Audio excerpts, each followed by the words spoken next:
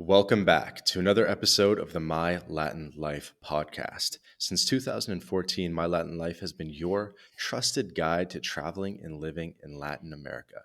Today, I'm joined by David Klefeker. He's known for his Twitter profile and his YouTube channel, How We Life. And in this episode, we're going to be talking about internationalization, property in Turkey, all over Europe, Latin America. David's been going crazy in 2022 and into 2023, setting up bases all around the world. And I can't wait to talk to him about it. David, how's it going, man? Hey, how you doing? Pretty good, pretty good. Uh, doing good over here in Istanbul, Turkey. The weather is amazing. How long you been based in Istanbul? So off and on for about 2 years. We actually first came to Turkey 3.5 years ago, actually on our honeymoon, and I've kind of been addicted to Turkey ever since. And did you do do you have a Turkish passport at this point? Yeah, so that's what we're in process to get right now, and yeah, so look. So basically, that the Turkish passport has changed quite a bit this year. It was $250,000 investment into property, and really the amazing thing about Turkey is that you could pretty much invest anywhere you wanted to in Turkey. So you could combine two multiple properties. So if you wanted to get a chalet in the mountains, a Hmm. villa on the coast, and then an apartment in Istanbul, as long as it added up to $250,000, and it was from a Turkish citizen. And unfortunately, you couldn't buy from a CBI guy, so somebody who has gotten a citizenship by investment. You could not. It doesn't qualify. It has to be an actual Turkish citizen, born and bred. But as long as you meet those requirements, you could pretty much invest and buy anything you wanted to in Turkey, which is amazing. That's kind of one of the major upsides versus a lot of the other CBI programs, where you have to invest in kind of a government approved development. But unfortunately, it's changed. It's gone up quite a bit. Actually, it's now 400,000.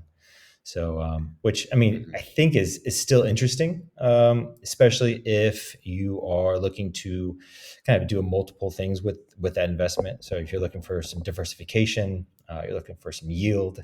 At the same time, you're getting a solid passport, second, third, fourth passport, and I think it can still definitely make sense, depending on your Hmm. situation. So soon to come, Yeah, Turkish passport in hand. You have one of your tweets said that you have 30 or have had 35 Airbnbs in five different markets over the past 7 years. Tell us a little bit about sort of like you're an American guy, I believe. Tell us a that's little right. bit more about like all the internationalization stuff you have going on. Sure, sure. So, you know, really, it kind of all started about 3 years ago. And it really kind of ramped up, obviously, as soon as the worldwide lockdown started happening. But about 3.5 years ago, my wife and I were kind of sitting down and saying, okay, what does the next 10 years look like for us? And, how do we want to raise our kids? And immediately we wanted to be, not just tied down to one market and one location. We also kind of were reading the tea leaves at the time and seeing kind of which way the U.S. was going, and we wanted to kind of diversify out of the U.S. I have been in real estate for the last 10 years. And so I wanted to, and it was all based in the US. And so I wanted to start diversifying out of the US into emerging Hmm. markets. We had already, I think around 2015, 2016, we started ramping up our Airbnbs in Florida. So buying, renovating, and then launching the Airbnb itself, then obviously operating it as well. Um, and we were doing that for a number of years. Then we went over into Hawaii, opened up some Airbnbs there. And during this process, we learned kind of how to set it up where you can operate remotely, which is one of the key things I like to talk about a lot. Is you Hmm. know this whole lifestyle is kind of fueled and funded by location independent income, which is super important. I think that's probably the number one thing I would tell people to focus on first. But yeah, so we opened up a few Airbnbs And I had actually started doing Airbnbs back in 2010 in New York, Okay. but not on the scale that we're doing them now. And so we started off with a few in St. Pete, Florida, and then we moved to doing some in Tampa, and then obviously, as I said, doing some in Hawaii. And then once we kind of had the process down, we launched one in Jordan. It's where my wife is. Well, my wife is actually Palestinian, but we have some friends and family in Jordan. And Hmm. there's quite a bit of tourism in Amman, Jordan. So we have one there, a few, and then we opened another one up, and then we have a few in the Caribbean, and then we've now launched in Turkey. That's a pretty disparate Airbnb portfolio now. Yeah, it is. It is, and but it really just goes back to kind of what I mentioned is having not only diversification, but looking for how we can get residencies out of the real estate, at the same time being able to have an income that we can also, and this is really important, especially just in the last 6 or 7 months, having income that we can adjust the rates as inflation ramps up. And obviously, I don't think that inflation is going anywhere anytime soon. And so, if you've got a 12-month lease, a typical kind of 12-month lease tenant in there, then, if you've got a 9-10% inflation rate month over month, Hmm. over 5 6 7 8 9 months, I mean, you're losing quite a bit of money over that 12-month lease. Whereas Hmm. if you have an Airbnb, you can adjust your rates monthly, weekly, daily, as inflation ticks up or continues. So that's one of the things I really like about Airbnbs and about short-term rentals in general. We don't just use um, the Airbnb platform. It's kind of the most famous way to talk about short-term rentals, but there's numerous platforms that you can use, and I would highly suggest people use them because who knows what will happen to Airbnb over time, Hmm. and then also being able to just create your own. If you've got, say, a collection of Airbnbs on one property, or like a really nice large kind of four-bed villa, then you can create like an Instagram profile, and start making content specifically on that Airbnb. A lot of friends of mine have done that, and just start driving traffic to it. And that way, you're kind of hedging yourself against kind of any issues that Airbnb may have in the future. Yeah. So when did you start looking beyond the US into internationalization and into international Airbnbs?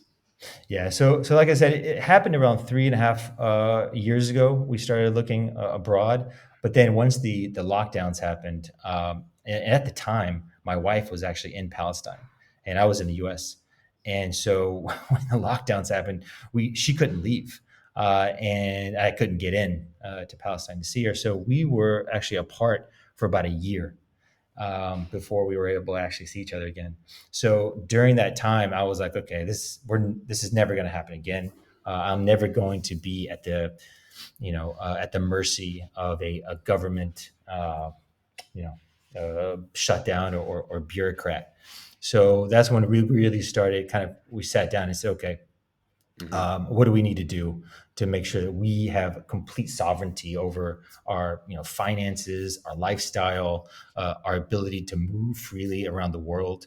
And so that's when we really got serious. We kind of wrote out a list of things, a must-have kind of list, and then we just basically opened up the map and said, okay, let's start ticking these off, and basically took our list of must-haves and then filtered countries through that, and just Yeah. one after another until we had a kind of a short list of about 5 to 7 countries. And once we had that, then we started putting boots on the ground and talking to immigration lawyers and real estate agents, and yeah, and started kind of creating Hmm. the plan B, which was really important to note that that list has changed somewhat as well, right? So I mean, Hmm. things change quite a bit, quite frequently nowadays, and so what might have been a great plan B flag, or a country or second base, may not be in 6 7 12 months time. Yeah, that's definitely true. Um, So you're saying that really just in the past 2 years, you've been ramping up the whole boots on the ground aspect of things. But I know that you actually lived in Kuwait for like 3 years. So you have experience living overseas. And I was curious how long you've kind of been learning about flag theory and everything. Because when I look at your tweets on Twitter, I can tell that you're pretty well versed in a lot of the theory and a lot of everything. So would love to know kind of like what your inspirations are and sort of how back it goes. Sure. Yeah. So, well, if you want to go back to the very beginning, I was, I think, 16 and 17. And that's when I started reading books like The Rich Dad, Poor Dad. That's when I read guys like Jim Rogers, Doug Casey. And that is really when it kicked it off. And I was like, I want to go see, 'cause, I was at the time living in Tennessee in a small town outside of Nashville. And I was like, I don't know what's out there, but I know there's more than this. So I was like, let me go see. And so I left home actually about 16 years old, and my mom's only request was that I finish high school. So I finished high school in Florida, and then from there I just started traveling the world. I lived in Mumbai. Was there for a while. I was in Athens, Greece, for some time. And, I was in New York and Miami, obviously, but I was just kind of hopping all over the world. Seoul, Korea, and learning. As you travel, as you know, you learn so much. Just by living in a place, and not just traveling, but when you start to actually put some roots down for 6, 12 months, you really start to understand the world a little bit better and on a macro level. And so I started getting really interested into emerging markets. And like I said, Doug Casey and Jim Rogers were huge inspirations, Hmm. as was Robert Kiyosaki. And so I kind of applied what I learned from those guys to what I was living and experiencing kind of all over the world. And it was fascinating to me. I was kind of hooked from that point on. And Yeah. and so from then, I moved to Kuwait. I had an opportunity to do some consulting work over there. So I was there for about 3.5 years. And during that time, I traveled kind of all throughout the Middle East, Dubai quite a bit, looking at property there. I went to Lebanon, looking at property there. And Lebanon's actually really interesting because I actually almost gotten pretty serious about buying an apartment in Lebanon about ten years ago, and it was booming. I mean, it was absolutely there was no sign of any headwinds to what is happening now, and it's been really interesting to watch that country unfortunately devolve to what's happening now, and it was Hmm. just a really great lesson into what can happen on a very pretty quick short time period from when it was just a booming happening spot 10 years ago to what it is today. And so, yeah, so that taught me a lot. And then fast forward kind of to moving back from Kuwait to Florida, starting those Airbnbs, and now here I am So back out how of the does US. like a small town Tennessee kid end up in Mumbai? Um, yeah, so like I said, it was just I wanted to see the world. Basically, that was it. And I didn't care, where I went and how I got there, but I just wanted to see the world. And so, actually, interestingly enough, when I got to Mumbai, the number one thing I wanted to do, this is probably a year after I had read Jim Rogers' book. I hopped on a motorcycle and took off for about 2 months through the desert, and so I think that was a huge, like I said, kind of a huge inspiration and mentor Hmm. was those guys, kind of just showing me that there's so much more going on in the world than kind of the bubble that I grew up in. Yeah, yeah, yeah. Yeah, Jim Rogers was a really, really big inspiration for me as well.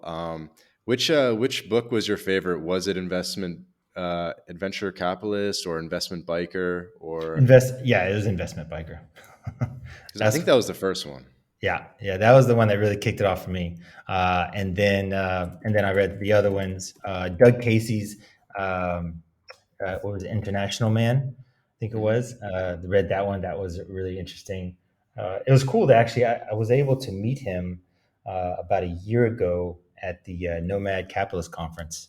Hmm. I think you had attended as well, or you attended I this did year, I believe. not. I did not. Okay, okay.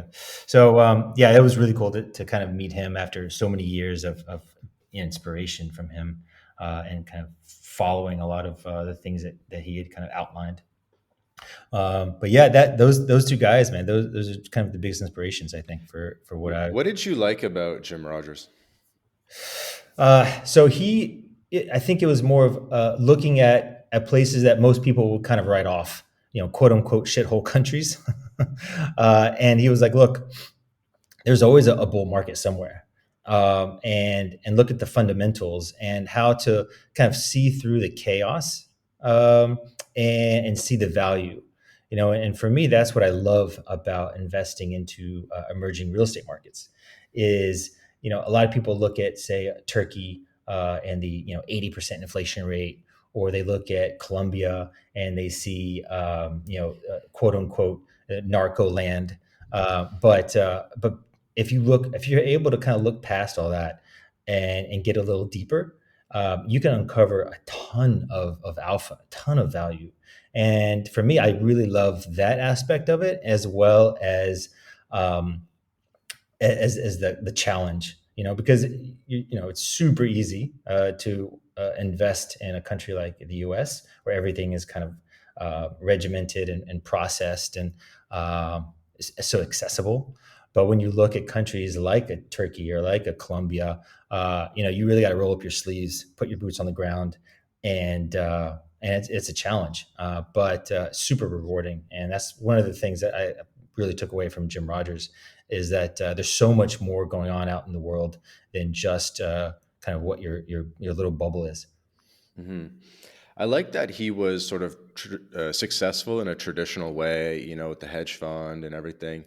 And then he was also successful as a explorer and adventurer. Mhm. Exactly. Yeah, yeah, and commodities too. Like, he was obviously he's a big commodities investor, and he's always Hmm. touting, to kind of follow the commodity trend. And that was really interesting, because obviously that led me to really understand what money is, what real money, hard money, versus currency, right? And the currency is not money, but things like gold and silver is actually money, and what the real value of money is. So yeah, that's another one of kind of big key thing I took away from him. And you know what's funny about Jim Rogers is I feel like he really only just did the two trips. Like he did like there were, I mean, he got a Guinness World Record for him, but he did Yeah. the bike trip and then he did the car trip in the Mercedes, and he's just been milking it for like 30 years. It's funny. I think he and Robert Kiyosaki are kind of the same, because Kiyosaki is kind of the same thing, right? He's been milking the whole, helicopter pilot in Vietnam, buying that first piece of gold over there, and the rich dad poor dad. I think when you find your thing, you kind of just milk it for as much as you can. Yeah, yeah, agreed. Yeah, maybe I don't need to travel the world forever. I just need to do one notable trip and then talk about it forever. That's right. It's not a bad idea. No, but he definitely got me interested in frontier markets, and of course hot commodities was the book, and Right. he was definitely right about the commodity bull market, and definitely Mhm. one of my biggest inspirations because I come from a financial center city, and all my friends are in banking and stuff, and I like how Jim Rogers was able to sort of weave the two worlds of doing sort of like traditional finance and then uh, basically learning about the world, and then having what he learned about the world sort of influence his investing and allow him to make better investment decisions. Yeah, yeah, absolutely. Yeah, 100% agree with that. So maybe you could tell us. Random question. Where did you meet your wife? Was it while you were in Kuwait or? Yeah, no, so it was actually in Tampa, of all places. And yeah, we she was getting her master's degree and in marketing, and we met there in Tampa, and it was basically, I think we went on our first date, and we both knew at that point that was it. And so I think we moved in together about a month after that. Hmm. And I proposed to her about 8 months after that, and that was it. Yeah, I mean, it was pretty quick. I mean, the moment I met her, actually, I have a funny thing I always tell people is that I I because I met her on Tinder. And the moment I saw her picture, I was like, "Yeah, this that's my wife. That's it." And I started sending it around to all my friends and family. I was like, "That's her. That's her." And so, yeah, it's been amazing. And so unfortunately though, she had to go back to Palestine because of visa issues. And so that's actually another reason why we started doing what we're doing, is that, again, being at the mercy of your visa or a passport, only having a single passport is really, especially for her, coming from where she comes from. Palestinians actually don't have passports; they just have IDs, and Hmm. so they typically either don't have a passport, or they have to get one through Jordan. And so a lot of times Palestinians have a really difficult time just even getting out of Palestine, much less Hmm. being able to travel freely. And so that's actually another reason that's kind of pushed us to do what we're doing now. Yeah.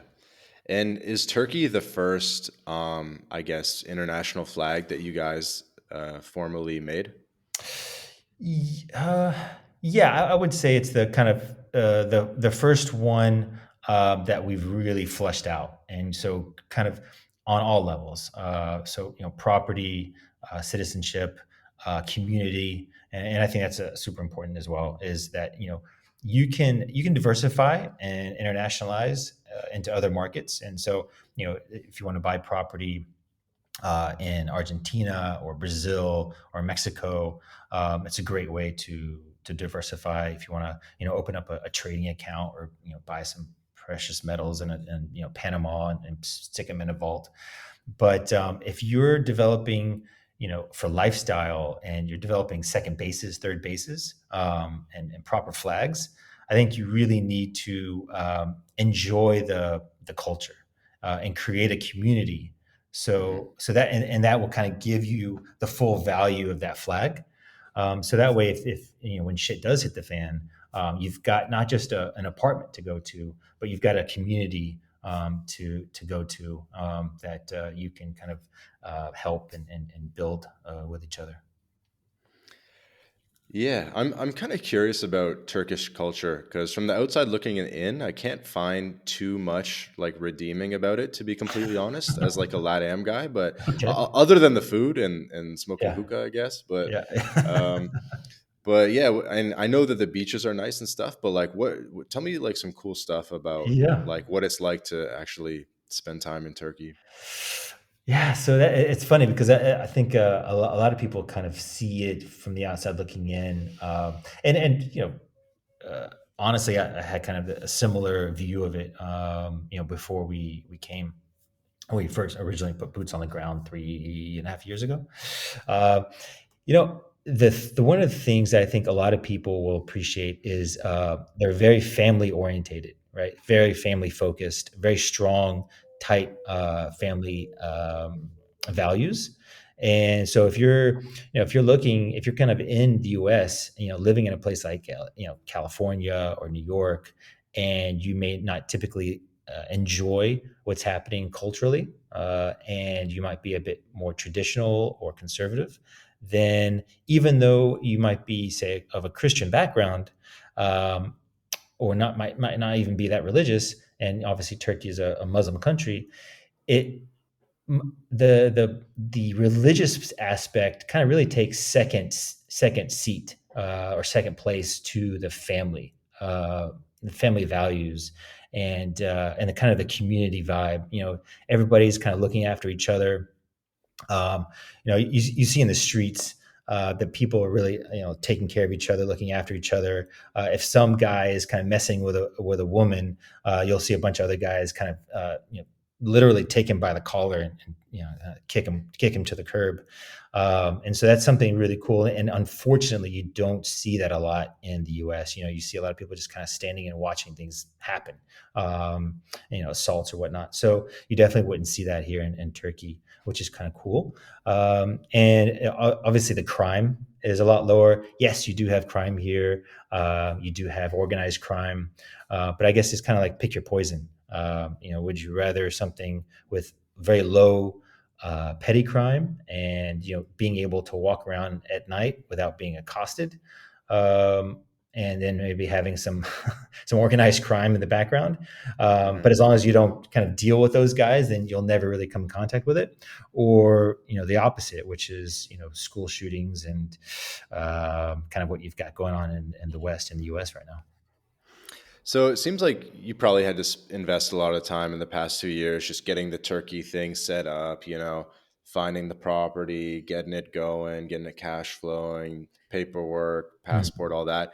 And it Mhm. seems to me like, and also, you've been putting out a lot of YouTube videos. So everyone go check out the YouTube channel, How We Live. And it seems like now you're starting to look outward and you're starting to make a bit of a plan to set up a whole bunch more bases in Europe and I guess in Latin America as well. Could you run us through, I guess, what other flags maybe you have already, and then what the rest of your plan is? It seems like maybe you went to Georgia as well to do some Yeah. bank accounts and stuff. Yeah. But yeah, run us through kind of like the whole plan a little bit. Sure, sure. So, yeah, I won't give too much super specific details, but I will say that yeah, we are looking to set up at least three more flags over the next year and a half. And to that point, I think it's super important to have a super focused plan. In the very beginning, I was kind of running around, like a chicken with my head cut off, trying to get as many residencies and bank accounts as I could, trying to diversify as fast as possible. But I realized that we're kind of spinning our wheels a bit, and we really need to get a bit more focused. Yeah, so I heard you mention that in the ROI channel, and I was kind of like, huh, I wonder what that is because it seems like it's been all Turkey and maybe Georgia to date. So, Yeah, no, no. So in the beginning, I was doing quite a bit of flying back and forth from the States before we got over here, and I think at one point I did like a 57-hour flight where I flew to two different countries, set up bank accounts, and then flew back within 57 hours, which is a bit nuts. And but because I was super obviously super excited to get all this stuff set up, but I obviously felt like, what, I need to get as much kind of diversified out of the US as possible, and legally. I mean, obviously, as a US citizen, you got to make sure that you report everything mhm. and set up proper tax structures that won't get you in trouble with the IRS, unless you renounce.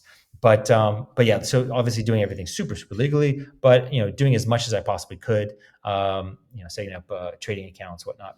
And so that was kind of what I was doing in the beginning, while my wife was over in Palestine. But More bank then, accounts than residencies. yeah, bank accounts, but also some residencies that were kind of easier to get, like where you just kind of come in, you throw 25,000 into a bank account, and then once you do that, you're able to kind of show that you can support yourself. Um, Yeah.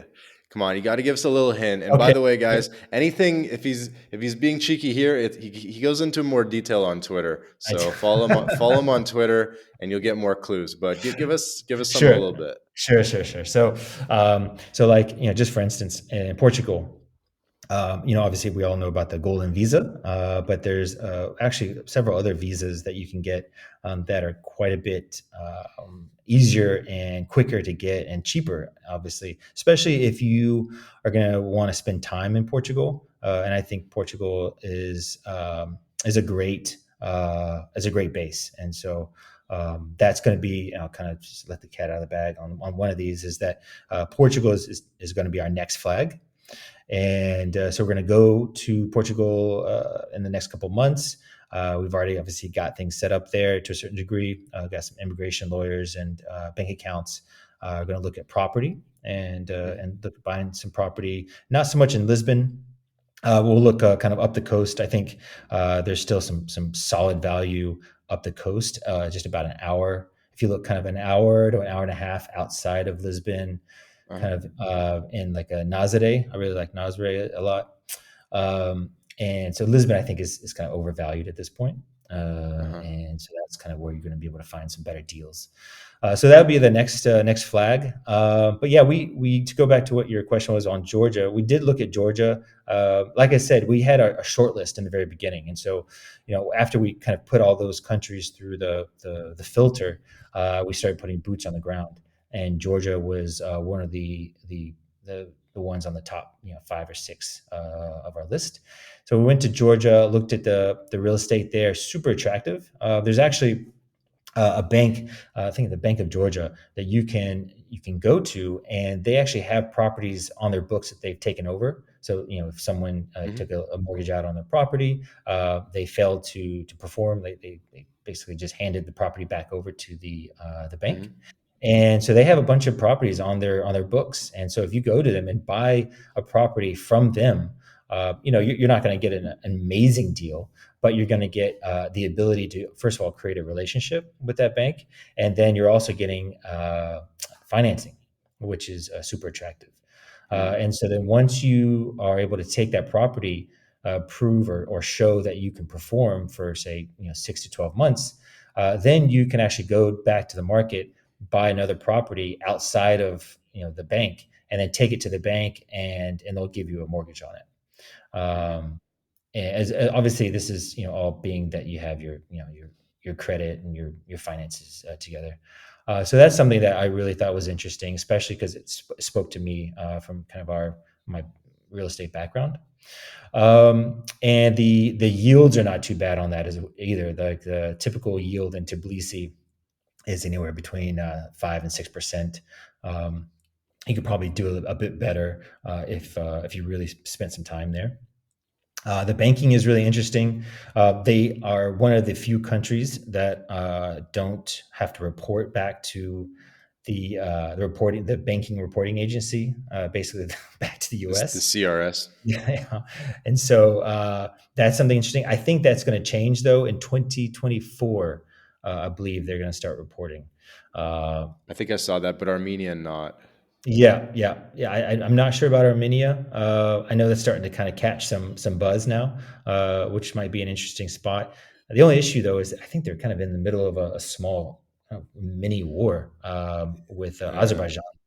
So I'm not sure, yeah, what that's going to look like. But yeah, Georgia, I think, is a beautiful country. We traveled all throughout Georgia. Went to all the way, took like an old Soviet train across the country. We're able mhm. to kind of get a better feel, and that's one thing I actually highly recommend. If you are going to go and actually put a proper flag down on a country, is to really get into the country, travel all through it. Jump in a car, or train, whatever, Yeah, and yeah, really understand the culture that you're going to be, setting roots down into. And I love Georgians, man. They're super cool people. We met a ton of amazing Georgians. We met a cop that allowed us to actually shoot his gun.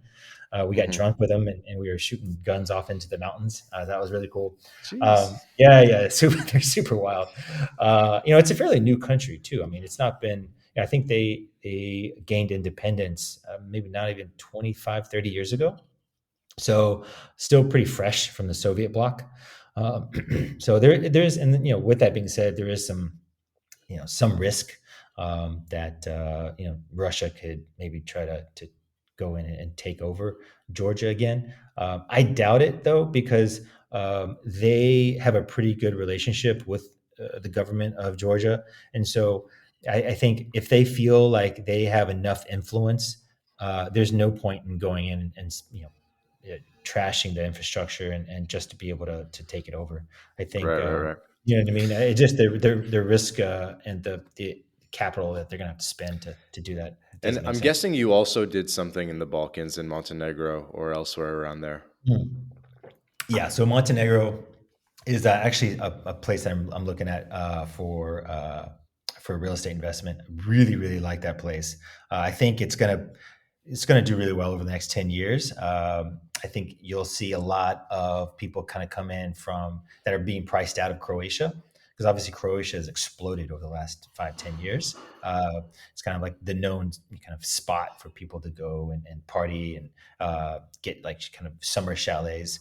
And so I think Montenegro will kind of be the next place to kind of boom. You're actually Hmm. also already seeing that in values, especially from Ukrainians and Russians that are pouring in there. Yeah, I'm sure. So you're doing a whole bunch of different bases in Europe, it seems. Yeah, yeah, yeah. Yes. For right now, we're looking at Europe. But like I said, I think before we started, the next kind of 2023, except for Portugal, the first couple of months, is going to be dedicated to Latin America. All right. Well, tell me a little bit more about that, as much as you can reveal. Sure. So Latin America, man, it's super interesting. I've always had an eye on Latin America for probably 10 years, especially places like Brazil, Colombia, Argentina. So yeah, we're looking at we actually so our plan before my daughter was born. She's 5 months old now. Our plan was to go over there before she was born and have her there and set up a residency and then get citizenship through Mexico. And Hmm. we were actually looking at Brazil and Mexico together. They both have a birthright citizenship program. So basically, if you have your baby there, and you don't have to be resident, or sorry, you don't have to be citizens of that country. So you can basically just go there, give birth, and that baby is automatically a citizen.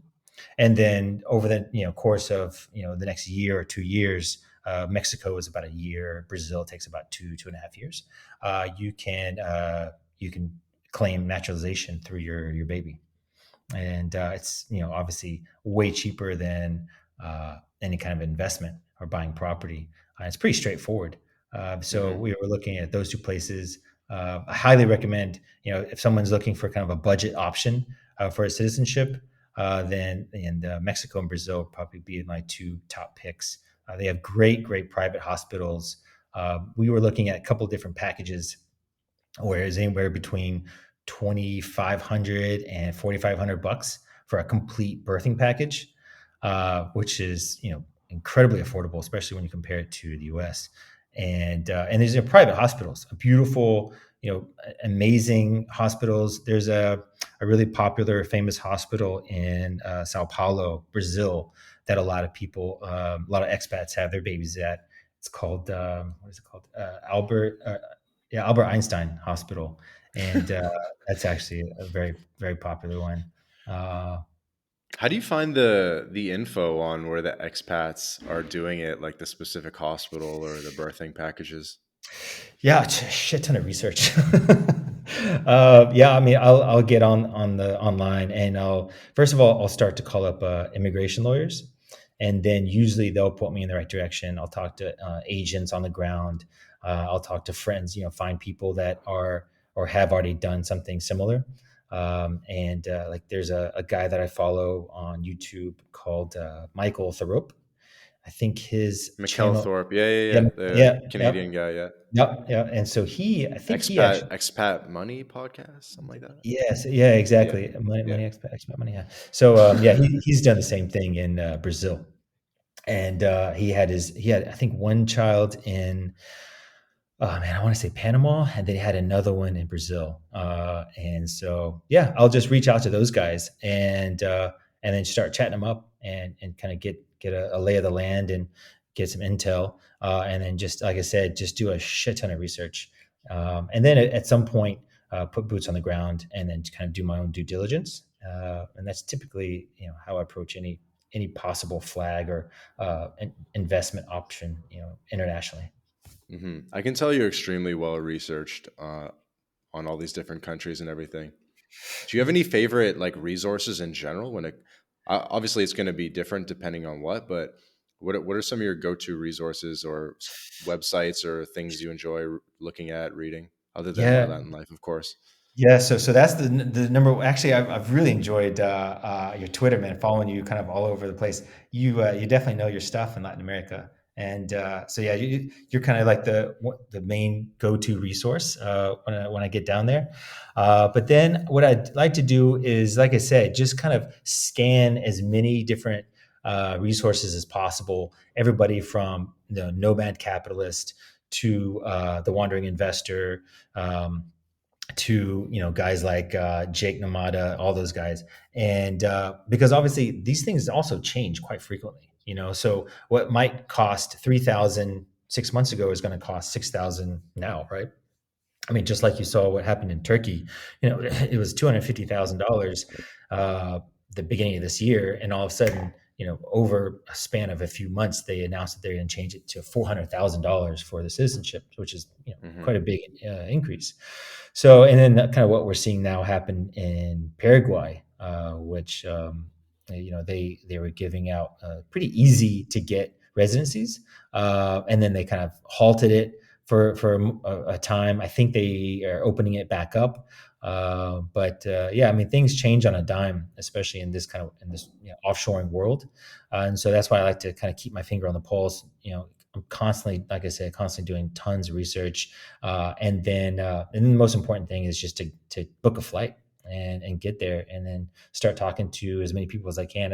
It's a funny thing I like to tell people is that I spend probably more on coffee and beer than anything else doing research. And that's probably Just like inviting people out yeah, and yeah. It's like, hey, let me buy you a coffee, let me buy you a beer, and kind of give me your experience. Tell me, kind of give me your highlights, your intel, and your notes. And then if there's anything I can share from my experiences, then yeah, go for it. that's pretty cool. Who are some of the people you've met up with in real life? You mentioned Doug Casey. Who else? Yeah, so Doug Casey, Robert Kiyosaki, I got to meet him as well. That was super cool. Um, the Wandering Investor, that was pretty cool. Ladislas, that was cool. We've had a couple beers together. Yeah, yeah, that's awesome.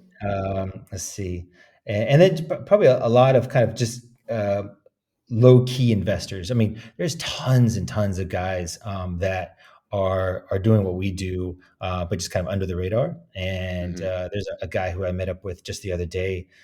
Blew my mind, man. This guy, so he's got property in 7 different countries. He's based out of Hong Kong. He's already bought tons of stuff here in Turkey. He just shot me a text actually yesterday. He's in Dubai buying an apartment. So obviously, a ton of kind of a wealth of knowledge and experience that guy has. And so, yeah, I just love to kind of connect with those guys and kind of just share notes. And that really helps keep, again, my finger on the pulse because, like I said, things change quite a bit and quite frequently, especially nowadays. Hmm. Yeah, it's interesting. It's there's not too many people that are super public about it. Yeah, and I think that's because obviously depending on where you're from, like I think you're from the States, right? Canada and the States, yeah. Canada, States. Okay. So obviously, uh, we might not want to put so much out there, especially if you're from the US and Canada, especially doing what we do. Obviously, everything is legal, but it's not something that they want a lot of people to start doing. And so I think a lot of people like to kind of stay under the radar as much as possible, and that's one of the reasons I think a lot of people diversify internationally anyway, is so to kind of hedge against that overreaching government and those bureaucrats that like to get in your business and your life. That's one of Hmm. the main reasons why we do what we do, is to take back kind of our own personal autonomy, and not and no part of my life I want to be dictated by anybody in government. Do you think you ever would give up your U.S. citizenship? Yeah, yeah, and I think about that a lot actually. And a lot of people always ask me that as well. It's tough. It's really tough because obviously on one hand I love America, right? I love what it stands for, but the United States has gone way off the rails, and so the idea of America, I think, needs to. You can find uh, freedom all over the world and opportunity all over the world, and so I think it it it really depends on which way the U.S. goes over the next 5, 10 years. I'm definitely keeping. I mean, hence why I'm doing what I'm doing is so that we have options. So Hmm. if shit does really go sideways and it continues on the track that they're continuing on, then it's a possibility, man. It's a strong possibility, and I'll definitely be in a position where I'll be ready to do it, and it won't be massively kind of life altering. Right. It'll actually just be a massive benefit from having to file every year. So if you're looking forward, let's say 10 years to make a round number, how many passports and residencies do you think you'll have? Uh, it's a good question. Probably in 10 years. I mean, look, I I think that you should continually have your plan B um, adaptable and constantly evolving. And so I think what I'd like to focus on is 3 to 4 passports and then maybe 5 residencies. But again, you don't need all that to have a solid plan B. I mean, some people it's enough to have 2 residencies, an extra citizenship, and maybe a bank account or two, and then that's it. Especially like for my sister and her husband, they've got the white picket fence, the 2.2 kids, and and the 9 to 5s, and they're super happy to live in the States and super happy with paying their taxes every year and tax rates that they have to pay, and going to that 1 year vacation at Disney World, and that's their life. And so for them, I would actually recommend not going too crazy and keeping it super focused and simple, right? But Hmm. for me, I want to live all over the world. I want my kids to live all over the world. I want them to have that experience. I want to raise my kids, to be kind of international, kind of global citizens. Hmm. My kids are going to speak 3 or 4 different languages by the time they're 5. So and that's the lifestyle I want, and so being a sovereign nomad for me is about having these bases that I can go to, have everything kind of set up and spend 4 or 5 6 months out of the year and really enjoy the community, enjoy the diversification, the asset protection, and live that kind of lifestyle. Hmm. In one of your tweets, you said that your goal is to have 2 to 3 home bases where Mhm. you can settle for 6 months at a time. Exactly. Yeah. Yeah. And I think that's kind of I've traveled where, I was in a different place every week and a half, 2 weeks, especially when I was younger in my 20s. And that was a lot of fun. But when you start to get older and you start to create a family, it's not so feasible. And so I think for me and my wife, our goal is kind of that 4 to 6 months at a time. Obviously, there's also some tax issues that you want to be careful of. You don't want to stay in certain places for too long, otherwise you'll Hmm. kind of get swept up into their tax system. So that's another reason why I think 4 to 6 months is perfect. It gives you enough time to kind of get in, get settled, uh, you know, get a nice routine going, because obviously also when you're traveling every week, 2 weeks, it's not so optimal, especially if you're trying to build a business or running any kind of For sure. business. So yeah, I think for me it's 4 to 6 months, 2 to 3 bases. That way also too, when you go to that base, that second base or third base, you've got your wardrobe, you've got your moped or your car, you've got your life, you've kind of got everything set up, your coffee maker, you know what I mean? So that's the kind of the cool part, is that it's almost like you're on vacation, but you've got all of the things that make it home there, Hmm. and so it's the And best of are both worlds. all your bases or all your properties, are they all basically on Airbnb, or do you have some that you keep like as your own? Yeah, so I would say out of all the Airbnbs, or out of all the properties, I would say maybe 3 are kind of not on Airbnb. Maybe occasionally I'll put them on, but yeah, I mean, I definitely don't want them sitting kind of just empty for too long. Uh, so yeah, they're I would say 90%. Yeah, how do you maintain a place when you're not there? Do you have, some like old lady neighbor that you give a second key to, or do you have something more formal with like a property manager? Especially in like Latin America, like uh, you really need someone to go by and air the place out and make sure it's not getting moldy and stuff. Yeah, I mean that's the same thing, kind of similar situation with Hawaii. Um, yeah, so All the above. So like in Florida, we've got actually a couple of people who are hosts for other properties, and that's typically kind of a thing that I've done over the years. Is what I like to do is go on Airbnb, find a host or super host that it's got, say, five, six, seven properties, and that kind of tells me that they're doing it as a job. And then I'll just connect with them and say, hey, look, I've got a property, two properties, three properties, whatever it is. Let's partner up, and you can kind of host mine. And so that way, obviously, I know that they know what they're doing. They've got a track record, they've Hmm. got super host status, so obviously I can benefit from that. And then we're also partnering up, as opposed to me just hiring some property manager to do it.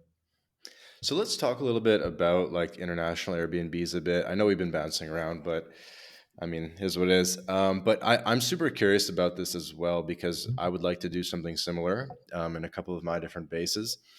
Um, and I think I'll start with one question. Do you typically go for like single family homes or for like apartments in a building? And the reason why I ask is I feel like you get more leniency or more ability to get licenses and stuff when it's Mhm. like a single family home, and when it's an apartment in a building, sometimes there's like a building board of management, and the board has to allow Airbnb to exist in the building, stuff like that. How do Yeah. you think about like type of property? Yeah. So it depends on the market. Like in Hawaii, there are more of like villas. In St. Pete, Florida, they're more like apartments, kind of condos. Um, Hmm. we had a couple of multifamily buildings, and so within that multifamily building, we had three or four Airbnbs, and it made sense for that market because it's like a one bedroom, one bath, or a studio, and we had a lot of people just kind of doing like weekend trips, especially from other parts of Florida, and so for that particular market, that's the kind of type of property that works well. But then Hmm. in other areas, like say in the south of Turkey, we're looking at a villa. It's a 5 bed, 4 bath, overlooking the water, and for that area, that's kind of where you're going to get the highest and best use.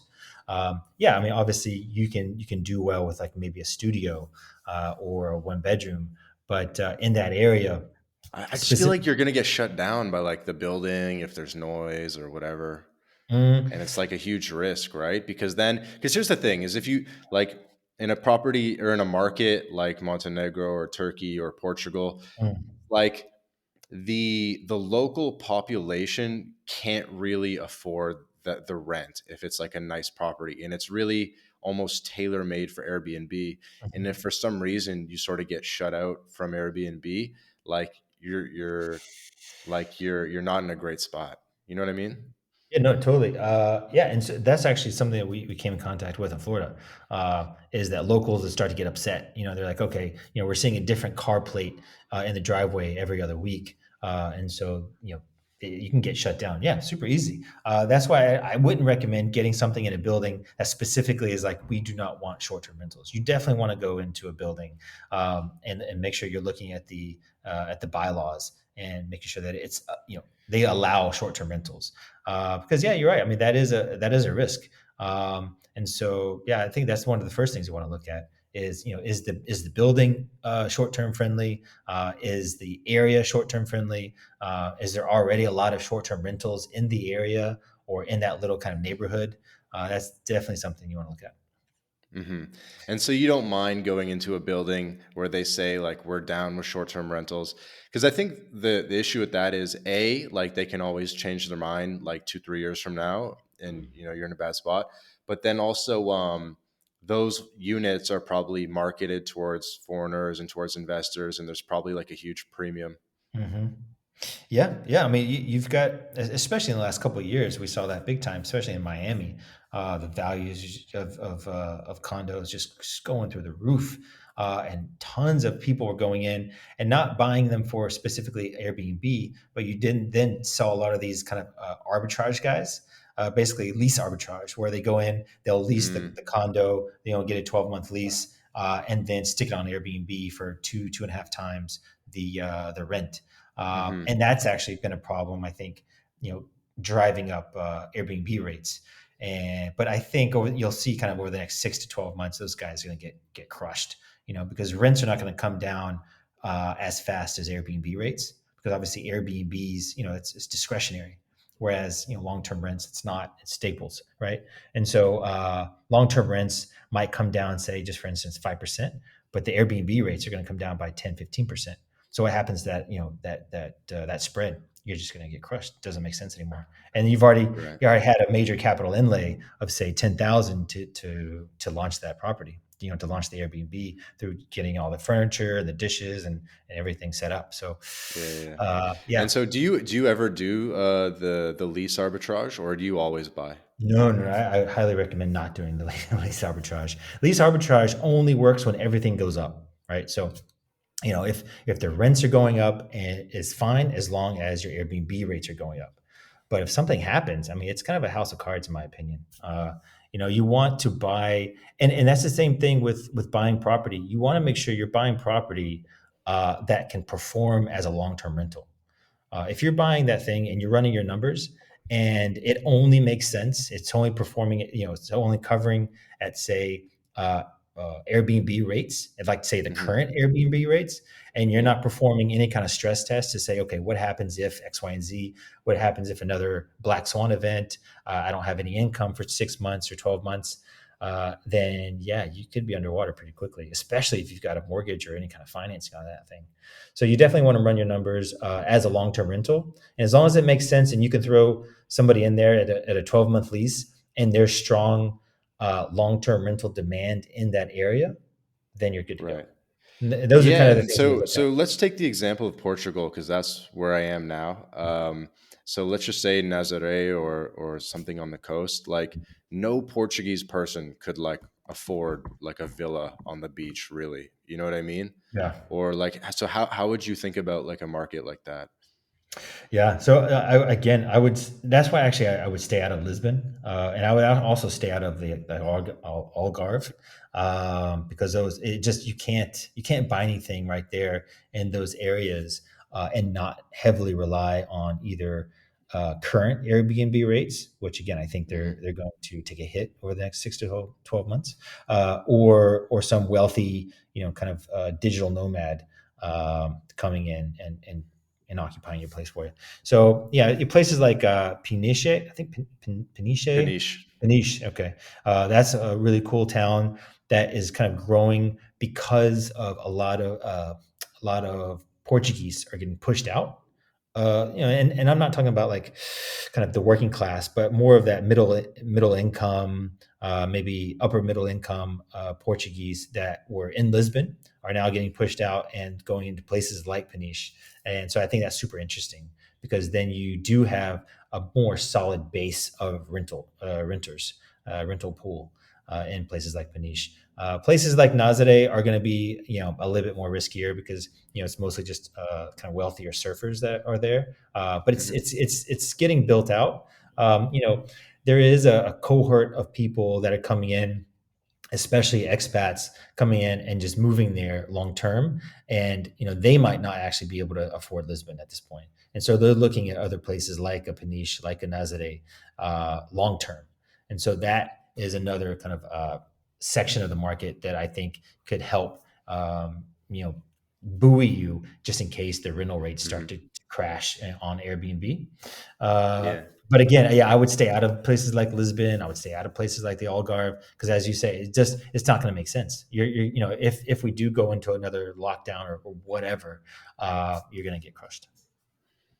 And so, how would you finance a property in Portugal? Would you buy it in cash? Would you try to get a mortgage? Yeah, I mean, it depends on the market. So certain markets are all cash, like say for Turkey, for instance. I mean, there are mortgages available, but as a foreigner, you're more than likely not going to get one. And also the rates are not attractive. But then, Hmm. like I was talking about Georgia, super attractive, you know, super interesting to a certain degree. Uh, Portugal does have financing. It does have a pretty interesting market for Hmm. mortgages, and you can get one fairly, not incredibly difficult to get one as a foreigner, or as someone who has a visa or kind of a residency.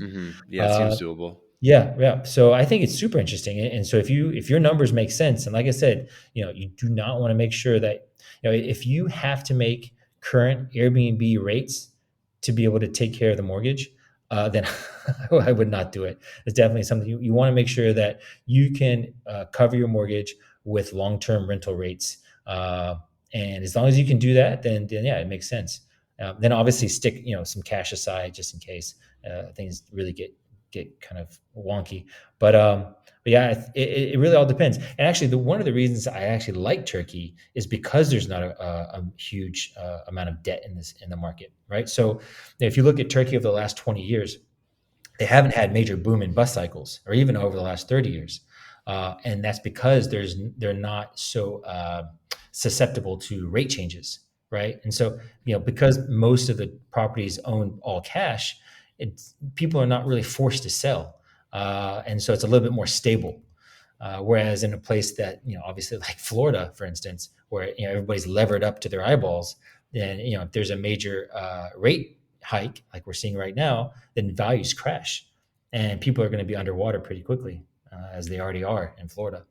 So, that's I kind of went on a tangent there, but that's kind of one of the things I like to reason why I like to invest in certain markets is maybe perhaps because it's an all cash market, um, like Turkey, and so you're kind of you're a bit hedged against rate hikes and rate manipulation. But Yeah, in I definitely know what Portugal, you mean. yep. But in Portugal, I think it's a healthy debt market, and so yeah, I'm actually looking at getting some, you know, getting more a mortgage myself in Portugal. Interesting. And would you? We were talking a bit about this on Twitter. Would you sort of Mhm. like? Are you in wait and see mode for the next 18 months, Yeah. or when you go to Portugal? I think in the next like 3 months, you said. Would Mhm. you be like actively like meeting up with the real estate agents and stuff? Oh yeah, I'm going to hit the ground running. Yeah, I mean, I've done all my kind of research that I've done now, and like I said, to kind of give your listeners some kind of insider stuff here. Those are the areas that I'm looking at currently. Is Paniche, Nazare, really like those Er, two. Ericeira, Yeah, yeah. Aracera, I really like. Even there's a place called Cascais. Yeah, Cascais. That's interesting. There's it's a really expensive there. I couldn't yeah. find anything for cheap, but Okay, okay. So yeah, maybe it's already priced out. Setúbal, I think it is. I might be yeah, butchering all these yeah, names. it's like a port town. Yeah. Yep, yeah, I like that one. Maybe even further down the coast might be interesting. But I think anything within an hour drive, hour and a half drive, should be pretty interesting over the next 5 years.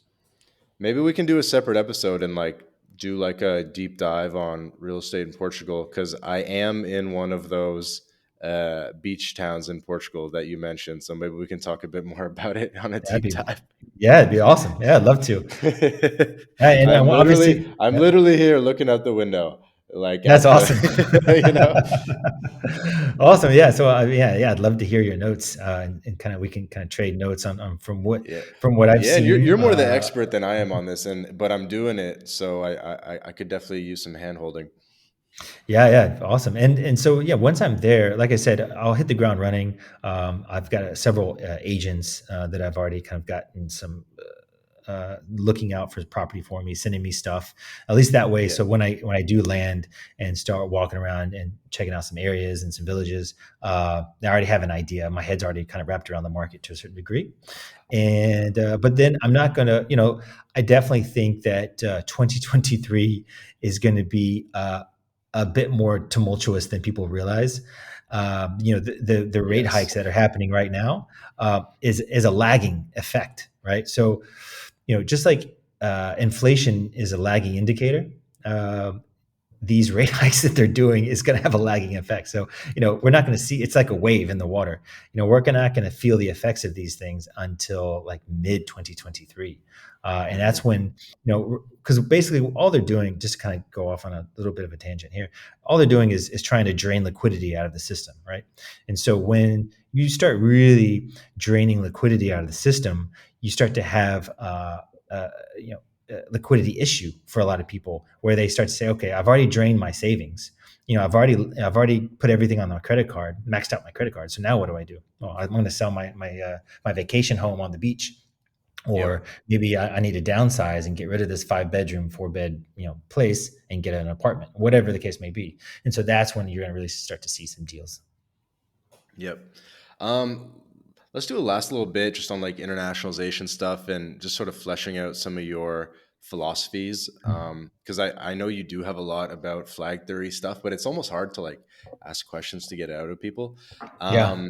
Okay, so you had one tweet that Well, was yeah, sorry, just not to cut you off, but yeah.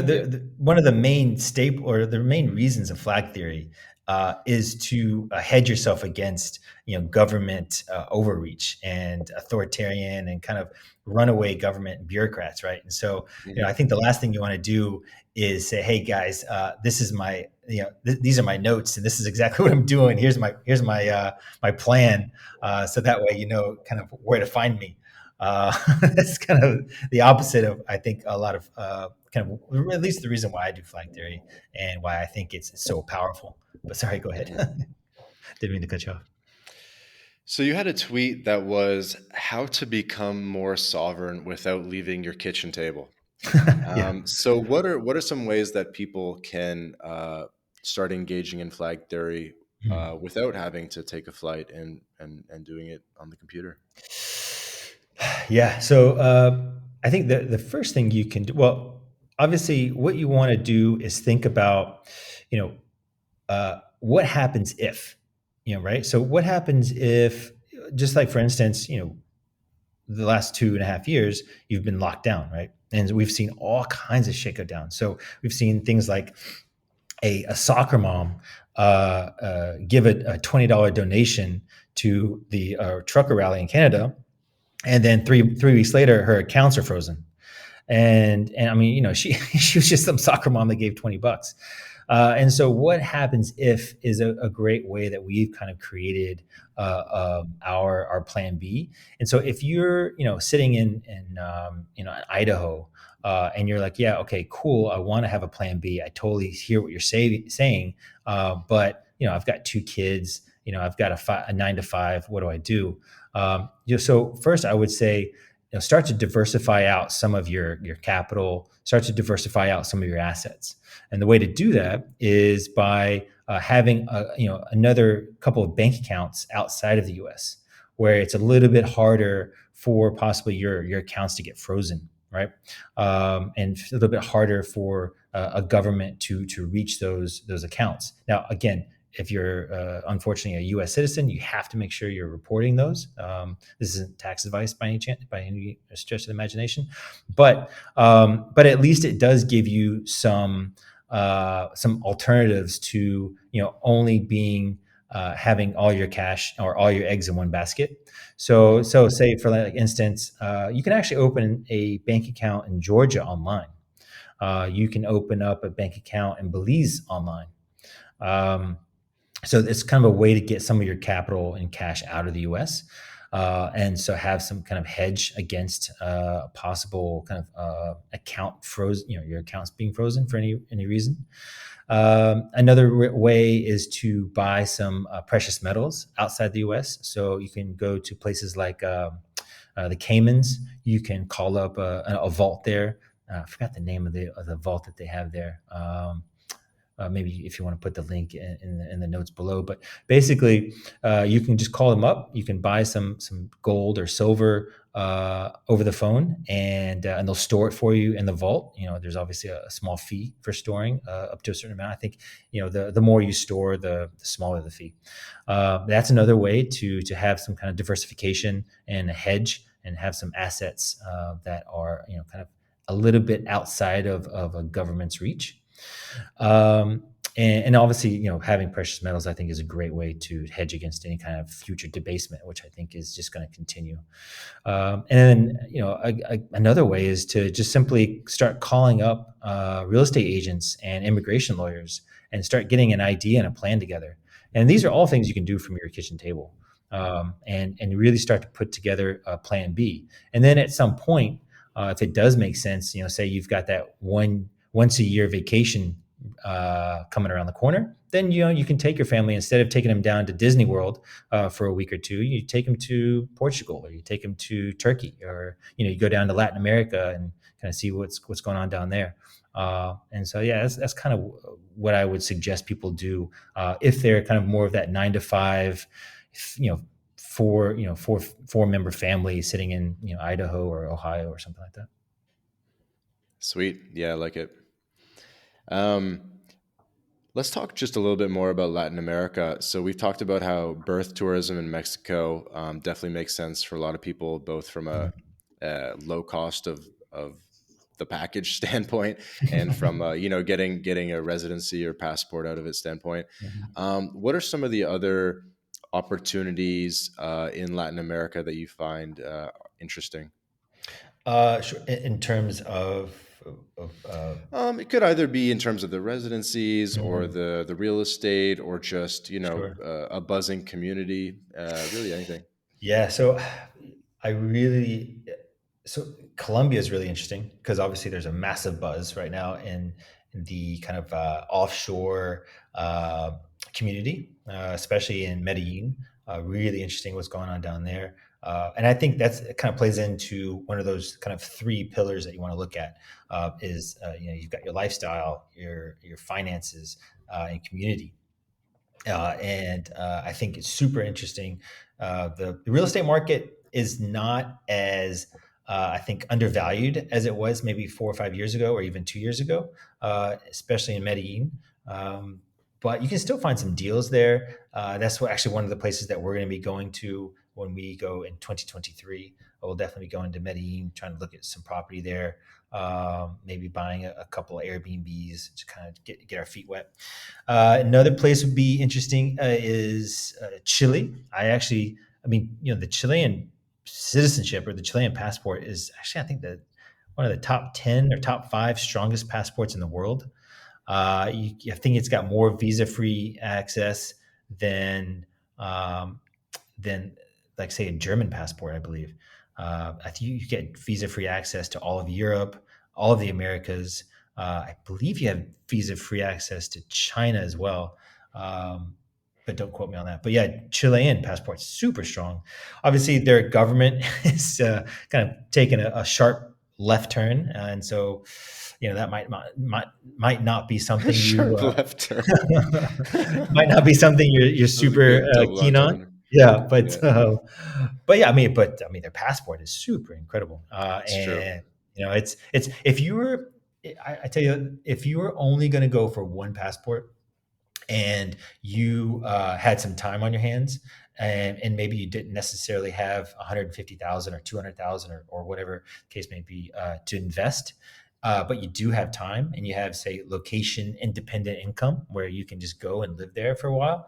I would say Chile is probably the number one place I would recommend people go to get a citizenship. It's you get down there, you put either you prove that you can you've got, I think, $2,500 a month in income, or you throw $30,000 into a bank account, you get a temporary passport, you spend about 185 days there the first year, and then after that, you can apply for the permanent residence, and then you spend another 4 years, kind of coming and going as you please. I mean, the more time you spend there, the easier it'll be when you go to apply for your citizenship. But you apply for your Hmm. citizenship in 5 years. You obviously need to have a kind of a basic understanding of Spanish and Chilean history and Chilean kind of culture. But I mean, for what it is, I mean, it's a powerful passport, and you don't have to really spend too much money. You do have to spend some time, but not a lot of money.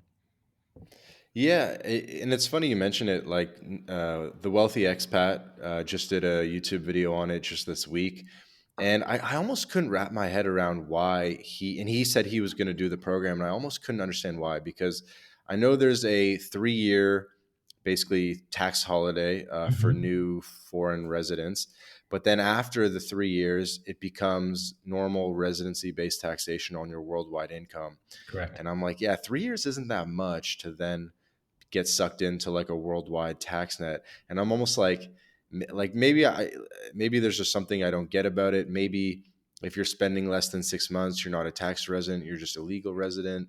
That's sometimes how it happens. Like, I don't know. How are you thinking about how it might make sense? Yeah, so I mean, there's definitely ways that you can structure to mitigate. Yeah, because their taxes are not attractive at all. At all. I mean, I think it goes up to like 40% in certain cases. So yeah, definitely not a place to go for tax optimization. But as you say, there is a 3-year tax holiday that you can apply for, and then obviously now you've got just 2 more years of brutal taxes, and you will get swept, and you will get swept up into those into that tax system.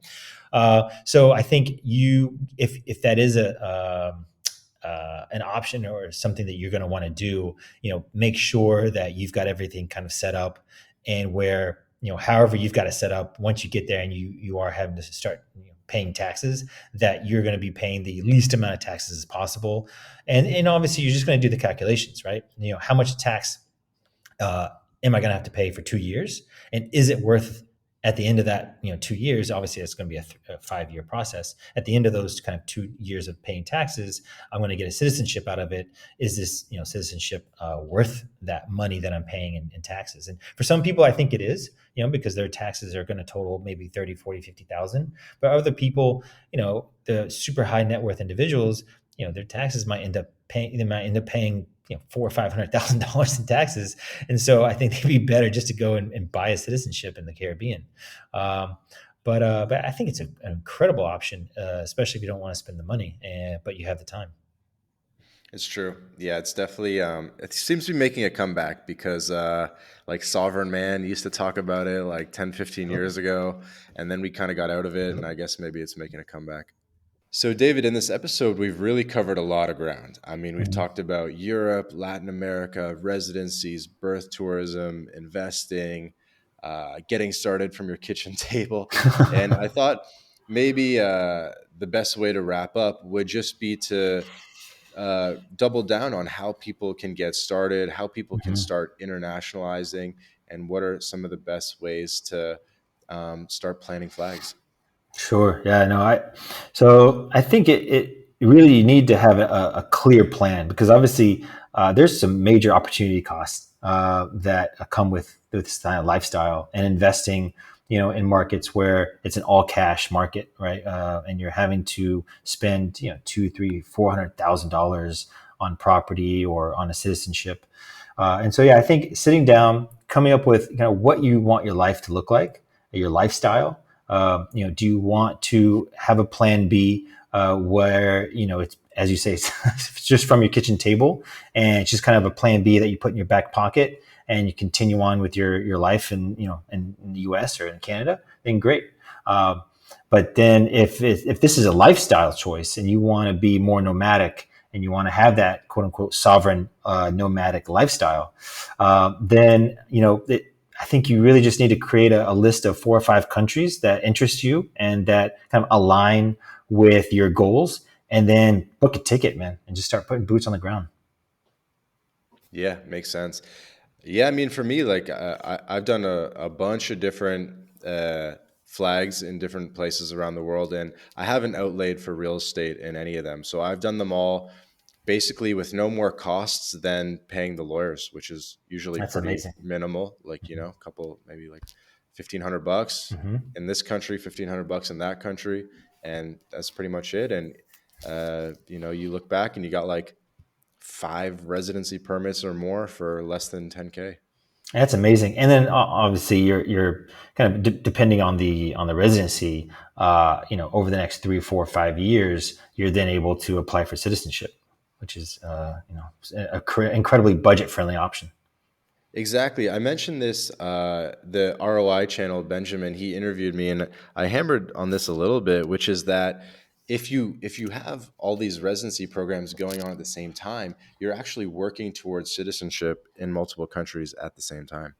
Yeah, yeah, no, absolutely. I mean, you could actually do that. If you wanted to, you could jump back and forth. Say, just for instance, if you want to do like the more budget friendly option in Portugal, you do the D7, and which is like $25,000 in the bank account.